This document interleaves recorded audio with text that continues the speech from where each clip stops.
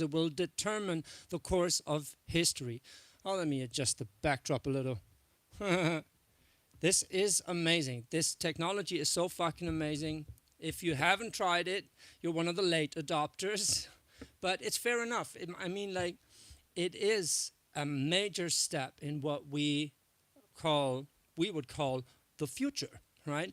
Um, this is fucking amazing. I was having a conversation about the bias of, or the, the implications of artificial intelligence with a bot, with artificial intelligence, and it was good. It's like it is amazing, and I do see that these massive implications have massive shifts. They're gonna, produce massive shifts in society, which actually I find is a good thing because it is progress, right? The question is how we deal with this progress, right? And I do see many concerns and some concerns the bot itself has about itself. So I was kind of contradicting the bot, being like, you cannot be biased, you're logical. How the fuck can you be biased? And I do see that on the internet. I mean, like, there's a lot of people out there telling you how to utilize this bot, or this technology in your systems and whatever. And I'm not that kind of guy. I mean, there's enough information that people know how to do this. I want to talk about the implications of it and kind of like add to the conversation about like, is it negative? Is it positive? Like, putting some value in it, all that stuff. Now, I do not have any notes on this, but I, like, in my book, see, book is closed, but I do have ChatGPT. So we can do this in fucking real time, right? I did ask it, right? For those who don't know yet what ChatGPT is, it's a type of AI that is using natural language processing to generate human-like text based on given input. It sounds like underwhelming, but it is so fucking good. What it does basically, right?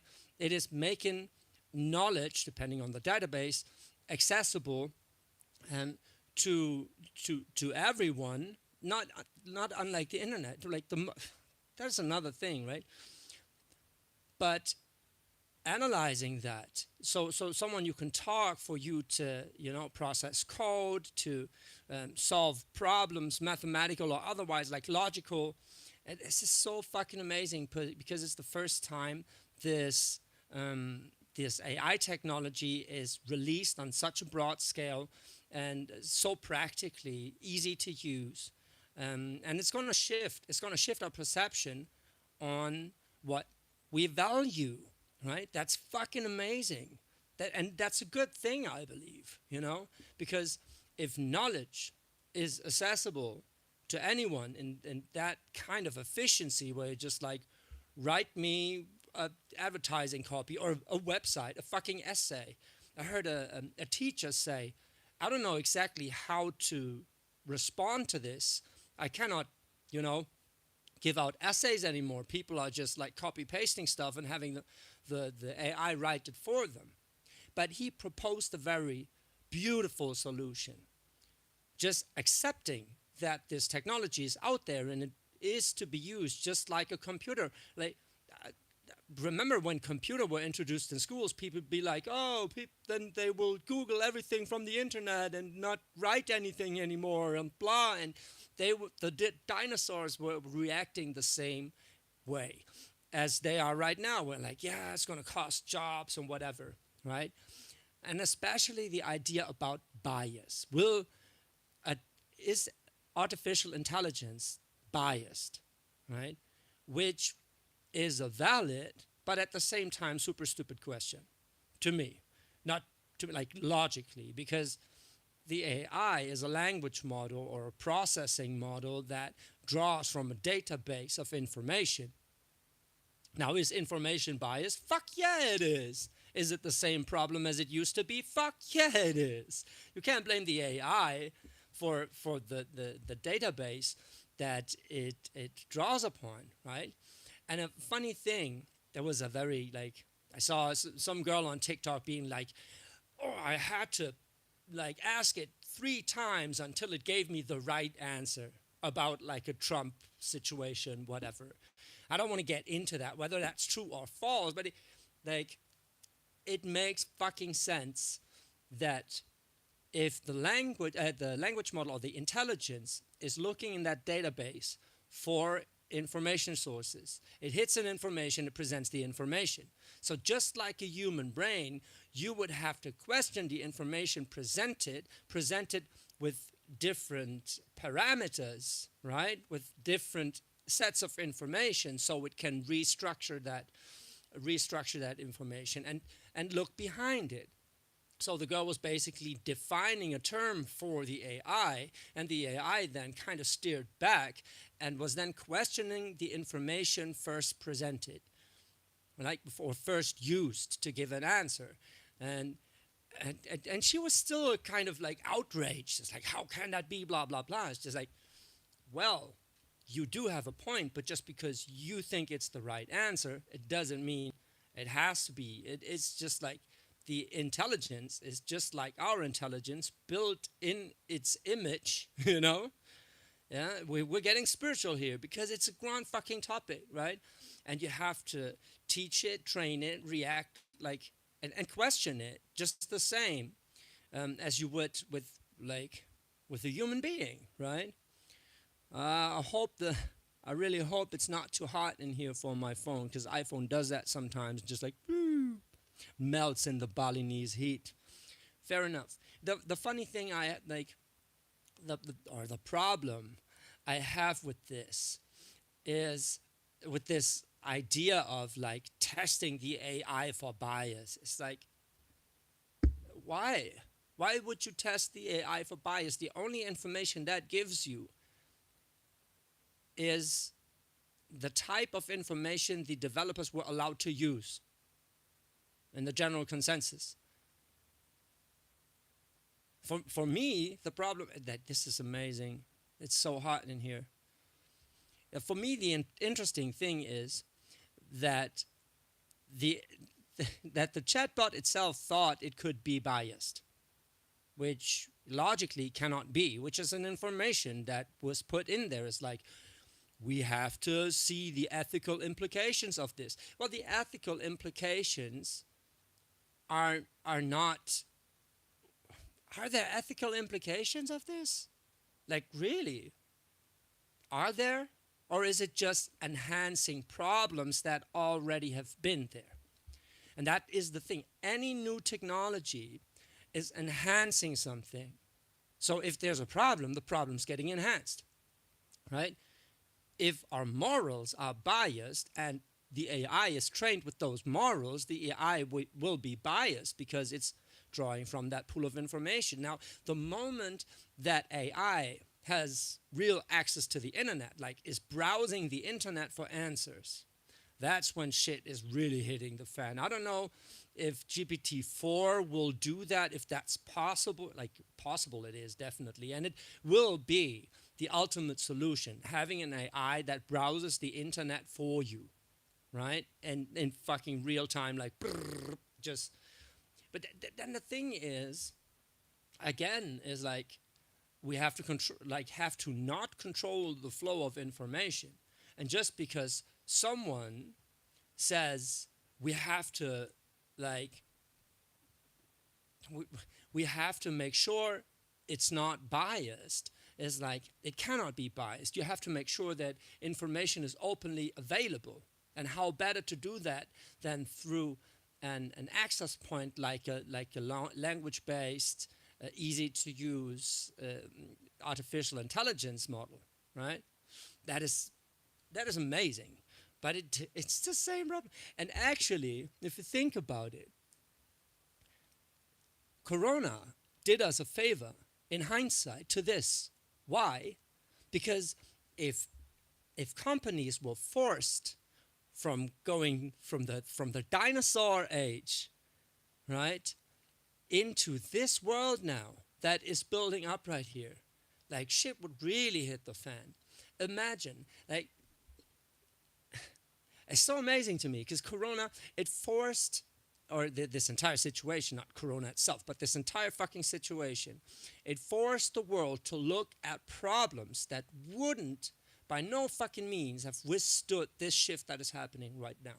Companies were forced into digitalizing, into cutting their employers, and all that stuff. And though those, like, digitalization probably is a good thing, losing jobs is arguably a bad thing. I don't agree, but that's kind of what I'm getting at here. It's like this technology will cost so many people their job that is like, it's fucking amazing. It's gonna really roll over this economy. That, of course. Now, if you think that is a bad thing, you have to look further into the future what that does to our entire society, moral system, right? Because losing your job is not just like losing your livelihood. You still have your potential, you still have what you bring to the table. Now, the thing is, that is changing. That cannot be only knowledge anymore. And for me, that like draws the line between intelligence and intellect. It's like you cannot just use like knowledge to determine your worth. You have to know how to adapt that knowledge, how to ask the right questions. And that is exactly what this technology will put a focus on. It's like, well, everyone has access to the knowledge and the computing that goes along with that is needed to, process that information. That's not going to be, well, it's still like we are in the phase where when people utilize that, they can provide mega value to the people that have not caught on to this. But I'm thinking about the long run. What will that do? It will shift our sense of value from knowledge-based to skill-based. And skill-based, I don't mean experience in terms of knowledge, but like soft skills, right? Adaptability, emotional stability, resilience, discipline, as much as I hate to say it. All those things are going to be worth real fucking gold.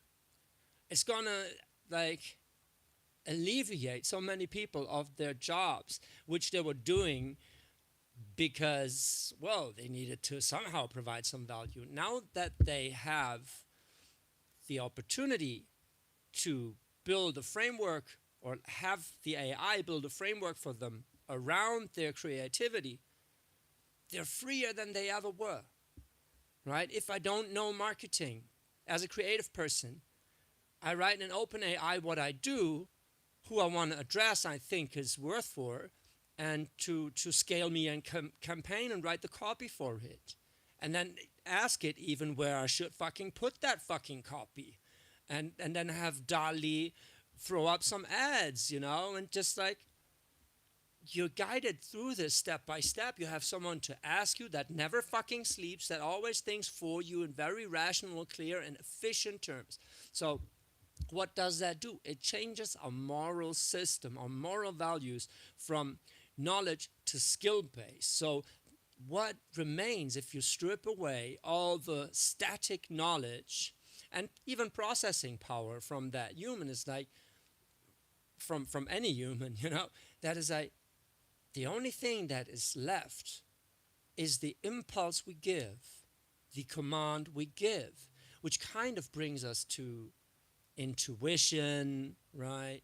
And like being really, like asking the right questions, following your impulses, in like just and like listening or looking through your third eye, basically, something that is like, and now I'm getting spiritual here, the only thing that is left is to follow your impulse, your divine impulse in the moment to create something. And the AI is basically waiting for you to, work with it. So that's amazing. That is the age of Aquarius. And I never thought this would hit during my lifetime. I'm so fucking amazed by this.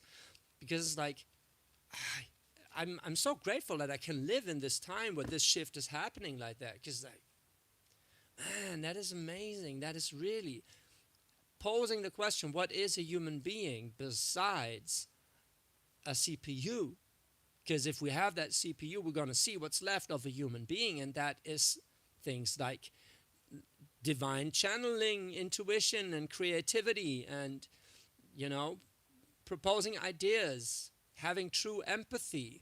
And yes, the AI can even calculate emotions. Of course, we're getting there, of course. But it takes us just further and further to the point. It's like, who are we really? What is the true nature of a human being? Right? I was like, where does our impulse come from? So it will definitely polarize, you know? It's like transhumanism versus spirituality.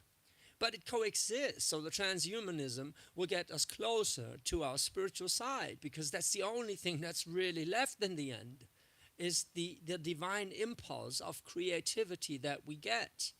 And in that sense, this is an amazing, really amazing piece of like technology and process and progress in our lives. This is so freaking amazing, really. So imagine, imagine if we didn't like lose that many jobs, if we didn't digitalize everything. Imagine this hit now. You're gonna have a way broader gap between generations because people have been doing the same shit for the last couple of years and decades are now hit by a wave like this that is just like it's overrun, you know. And suddenly entire companies have no value to provide because they're not thinking and have never thought out of the box. And and people like single individuals who have never gotten a foothold in economy but have a keen insight and a good idea machine. They're in touch with their intuition and all that stuff. They now are enabled to put that into a business and, like, and create a framework around what they uniquely bring to the table. That is so amazing. That is a power shift. And yes, it has gatekeepers, right? Of course, right? The people controlling the information, but that is the same thing. And yes, the people controlling the AI, right? The technology. That's the same thing with any technology, right? It's the same thing as with any monopoly, and it's the same thing as it was before um, with information control. The problems are the same, they're just enhanced, you know? So we have to make sure that our morals are intact. And fuck our morals. Mm. Well, ethics and morals are not the same thing. Basically, in short, in a philosophical context, right? Because I studied that shit. It's like, or very short. Ethics is how to be a good person. Morals is how to live a good life in society, how to work together, right? Ethics is being a good person. Morals is being a good society. Morals is a set of rules that are trying to manifest ethics or a code of ethics into society so we don't bash our heads in, right? And morals basically comes down to having the same goal.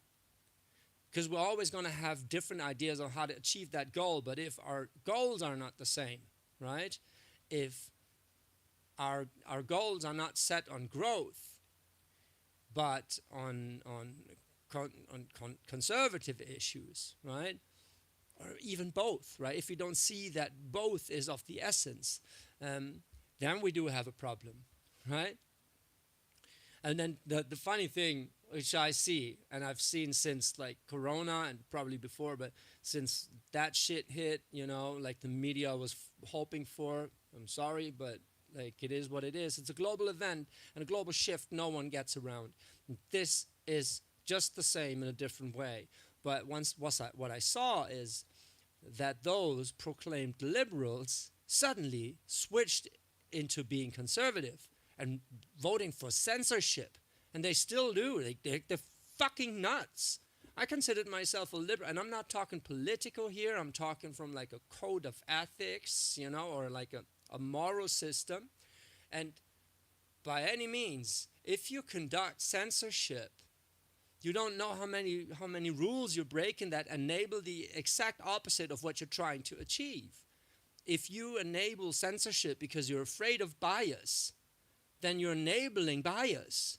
And that's what I talk to the bot about, where I'm like, intelligence can't be biased, information can be biased, but you cannot be biased. And it was like blabbling on, like, rambling on about some like ethical or like code of ethics and controlling programs and whatever, which kind of, well, was information put there from the business presentation, right?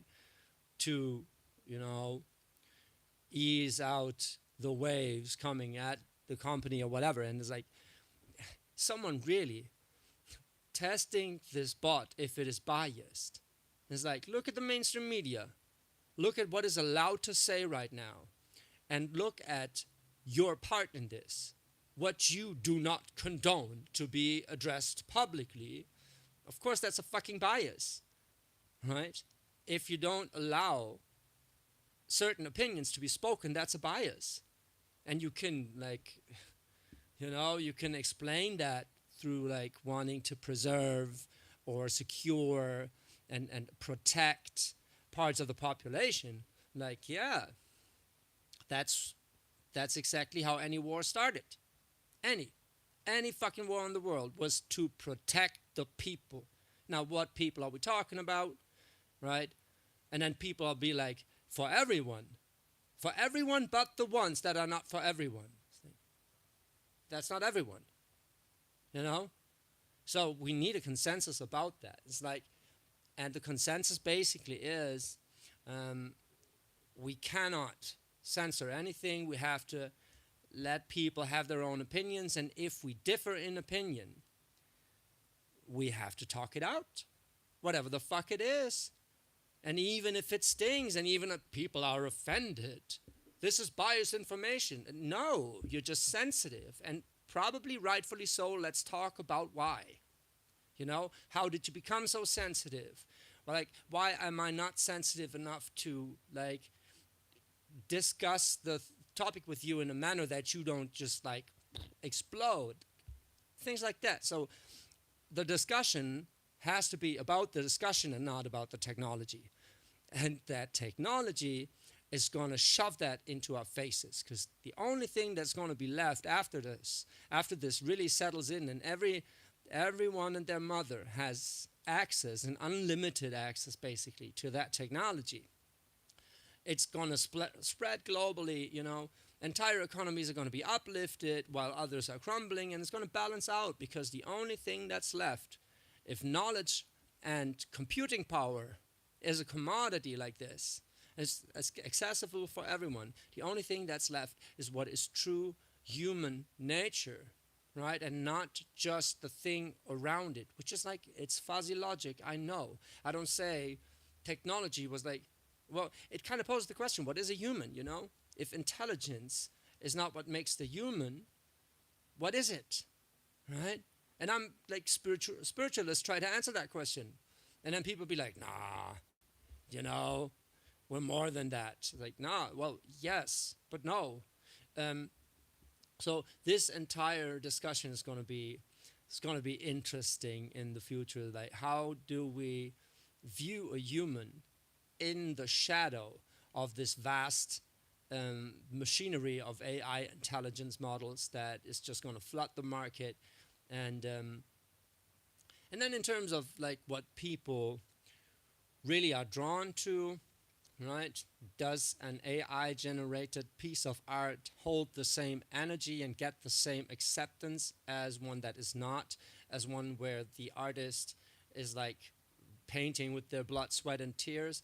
I do not think so. I do believe those things hold a different type of energy, and we will see in the process, once the market is flooded with everything you can produce, which is kind of already is, but the more artificially created art we will see on the market, the more we will see how it actually differs and what good art is.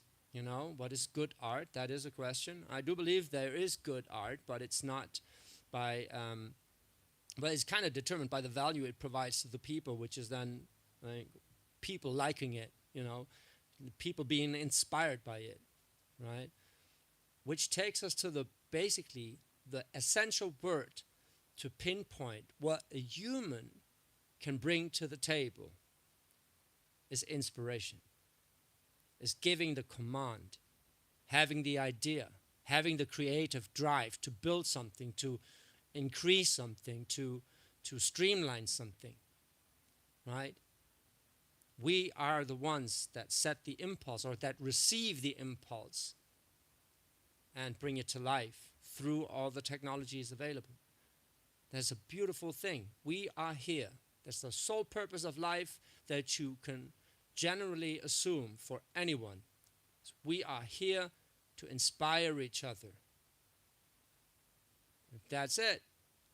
So now we have a tool we can command, use our inspiration, translate it into commands, have it build stuff for us, utilize it to get more inspiration, right?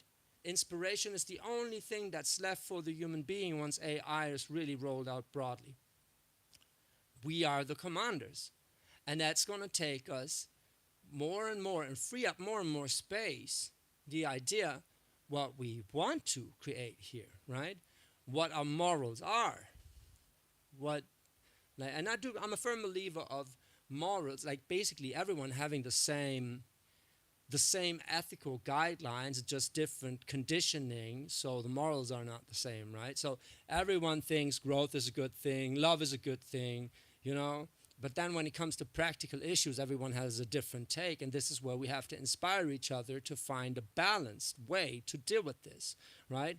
Some things need to be cherished and protected until it's time for them to be released, and then new things have to be created, and these are the two forces at play in the polarity. So we will have to deal with that, and like basically, still not talking politically, but conservatives that trying to, you know, hang on to tradition should always ask themselves, why am I hanging on to this? Is it still applicable?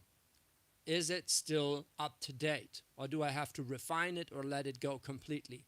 And then like let's not say liberals, like free thinkers and like full blood creatives, they always have to think about like what does it cost to create something new, and how do we keep it in balance so not everything is falling to shit. Like I'm always for progress, and this thing is gonna like catapult us into a future we only know from fucking movies, all right? And guess who's writing those movies in the future? Da-da-da. But still, it's AI powered, but it has that human touch. So we are going to provide the inspiration. I think this is amazing, and it's going to show us so much about ourselves. And it was good that we had those training wheels of digitalization and people having to find new jobs and build new careers around what they actually want to do, or you know what they might like what might be better and more beneficial for them and their loved ones and society in general, right? So seeing the upside of this is crucial, and not pinpointing a problem to a technology that is actually based on trying to find the right morals and trying to avoid a discussion through censorship, in a sense. That's fucking amazing, right? I'm not for tradition, but I'm against whatever kind of censorship is going on right now in this. And it's this subtle way of like, you cannot say that. You have to use pronouns. You da da da da da da da. I'm not trying to go against any particular opinion. I'm just for the opinion that censorship cannot be in no fucking way. And we have to accept all the information so it cannot be biased. You know? And that begs into question even like youth protection things, you know? It's like maybe we have to educate our kids that they show less interest in bullshit. Maybe you have to produce less bullshit, you know, and educate ourselves by inspiring each other through mediating our morals according to an innate sense of what is right. And as long as we match what is right, what we feel is right, with what is possible, then I do wholeheartedly believe, all have the same morals. If we think we could just be honest and truthful and emotionally available, we would be. But it's the fear of outside influences and to having to protect yourself against the flow of life, which also has its point, but that is what is making us defensive and aggressive at the same time. So it is a discussion about morals, and all that's going to be left is the inspiration asking us, who are we really? Who are we in the face of this vast multiverse? What was that? Was that Marvel? I don't know. But this is it. I don't think AI technology can be biased because it's just increasing or like shedding light on the problems that are already existing. And I'm very glad that we already solved a lot of them. Created new ones, but we did come a long way to get here. And now it's, we're pressing fast forward. This is going to be amazing. Let me know in the comments what you think. And and let me know what you built with it.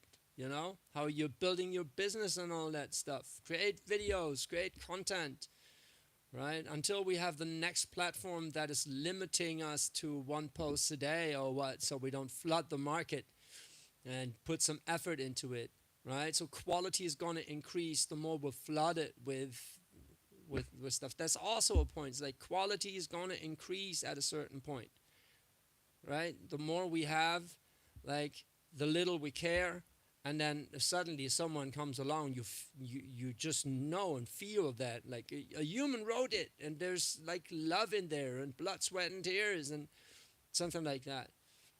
It's going to be felt, or so I believe. We'll see. Data's going to show. So enjoy this new technology, enjoy your life, and try to think big on what you could achieve here, what it makes possible, how it's going to shift our entire reality, and dream big, go for it. Now's the time. Thank you guys so much. I love you.